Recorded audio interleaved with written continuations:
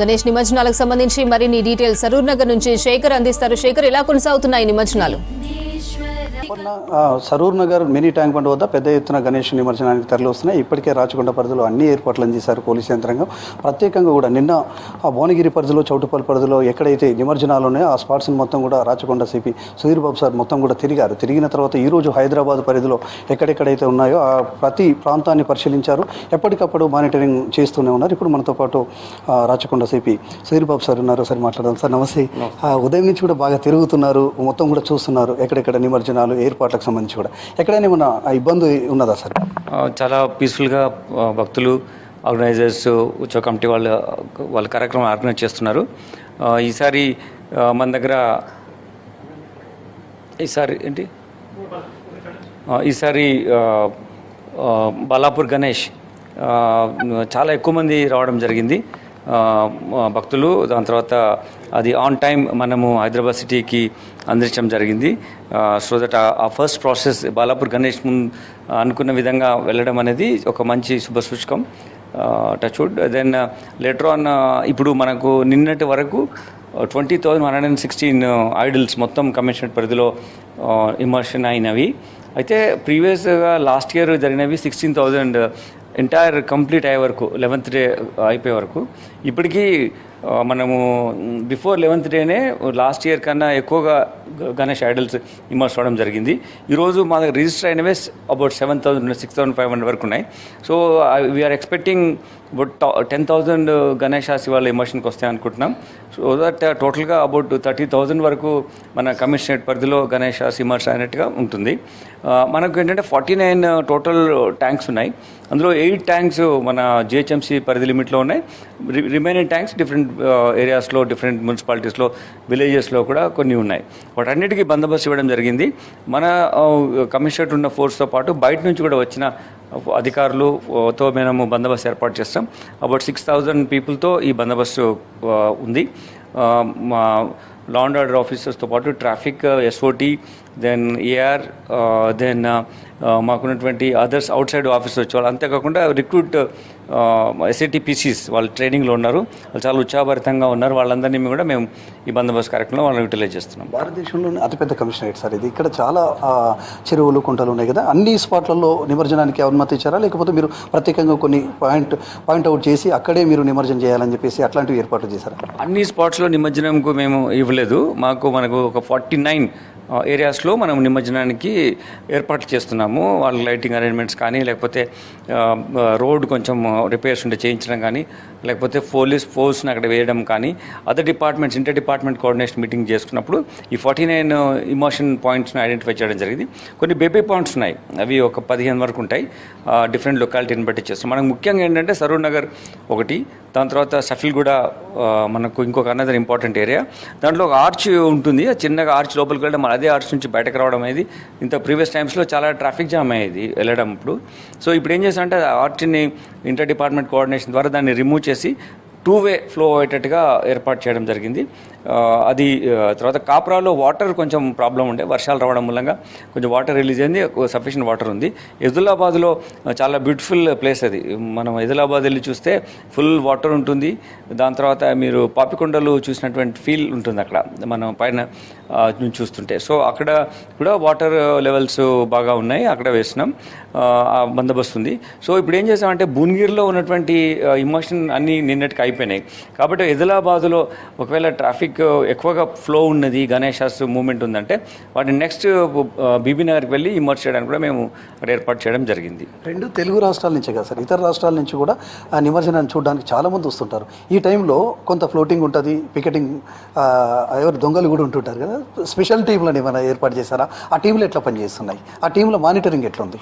Yes, ఇది చాలా important question. Because మనందరం సెలబ్రేషన్ మూడ్లో ఉన్నప్పుడు వాళ్ళ పనులు కూడా వాళ్ళు ఉంటారు, దొంగలు ఇటువంటి వాళ్ళు మీరు చెప్పినట్టుగా.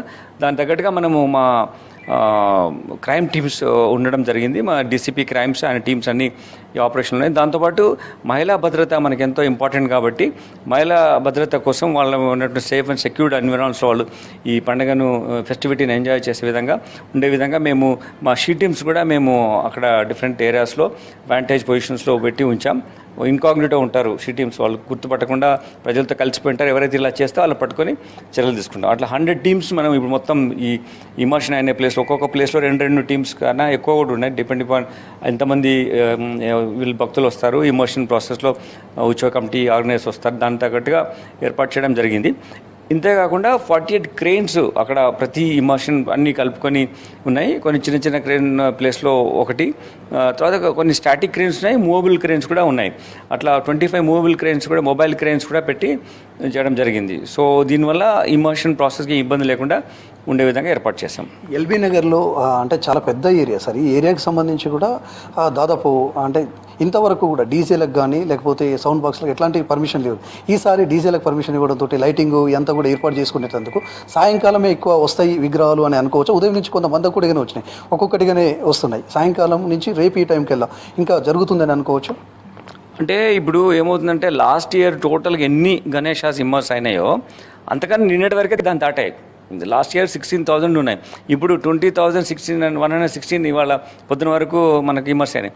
సో డైనమిక్స్ మారుతున్నాయి. ఇప్పుడు మనం ఉప్పల్లో చూడండి, అక్కడ భరతనాట్యము కార్యక్రమాలు పెట్టారు.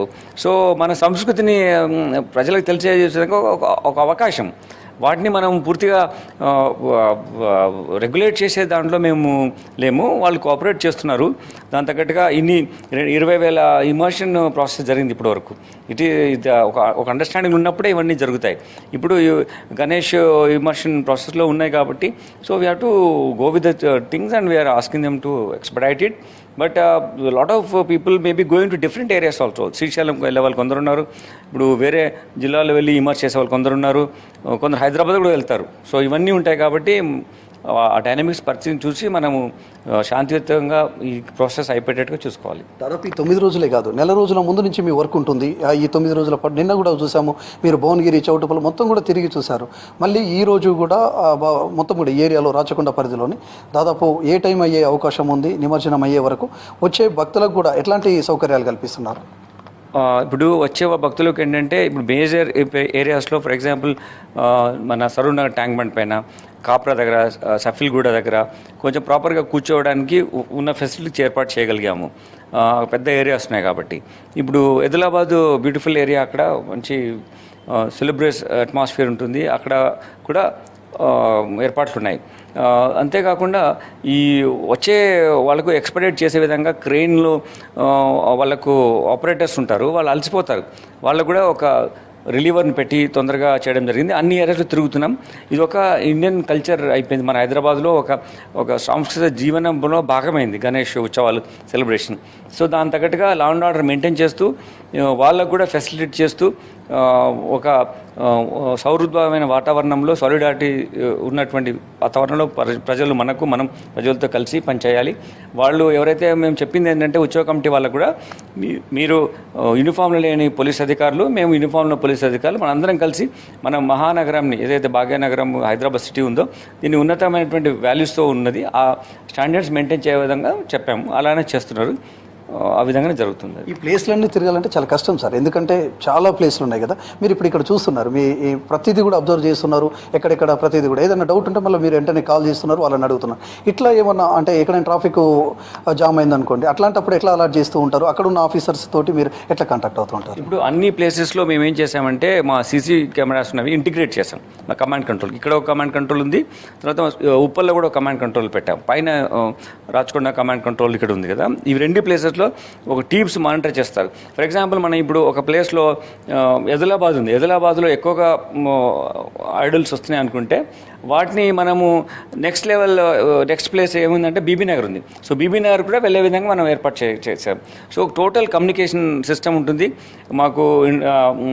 సీసీ ఫుటేజెస్తో మా మా కమాండ్ కంట్రోల్లో చూస్తాం కాబట్టి ఆ చూసి దాన్ని బట్టి డిఫరెంట్ కమ్యూనికేషన్ ఉంటుంది. అలానే మా ఎస్ఓటీ టీమ్స్ కానీ, పుషింగ్ పార్టీస్ కానీ, మా క్రైమ్ టీమ్స్ కానీ, షీ టీమ్స్ కానీ అందరూ కోఆర్డినేషన్ ఉంటారు. రేపు పొద్దున వరకు లాస్ట్ ఇయర్ రేపు పొద్దున వరకు జరిగింది, రేపు పొద్దున వరకు కూడా ఉంటుంది. ఎందుకంటే రేపు వర్కింగ్ డే కాబట్టి జనాలు పిల్లలు స్కూల్కి వెళ్ళాలి, లేకుంటే ఆఫీస్కి వెళ్ళాలి, ఉద్యోగస్తులు జనజీవనం లైఫ్ లైన్ కంటిన్యూ కావాలి కాబట్టి టుమారో మార్నింగ్ లోపలే దీన్ని కంక్లూడ్ చేయడానికి మేము ప్రయత్నం చేస్తాం. జనరల్గా పోలీసులు విధి నిర్వహణలో ఫుల్ బిజీగా ఉంటారు, కానీ ఈ టైంలో కూడా రాచకొండ పోలీసు అక్కడక్కడ బోర్డులు పెట్టారు, సైబర్ నేరగాల పట్ల అప్రమత్తంగా ఇవి కూడా ప్రమోట్ చేస్తున్నారా ఇదే ప్లేస్లో? ఎందుకంటే వేల మంది ఒక దగ్గరికి వస్తుంటారు, అప్పుడు ప్రమోట్ చేస్తూ ఉంటారు, చెప్తూ ఉంటారు కదా, అట్లా సైబర్ నేరగాల పట్ల కూడా మీరు అప్రమత్తంగా ఉండండి అని ఎట్లాంటి ఇండికేషన్స్ ఇస్తున్నారు? యాక్చువల్లీ ఇది is a good question. Actually మనము ఇదంతా ఎఫర్ట్ పెట్టి విజిబుల్ పోలీసింగ్ మేము మా కమిషనరేట్లో మూడు ఇంపార్టెంట్ ఆస్పెక్ట్స్ పెట్టుకున్నాం.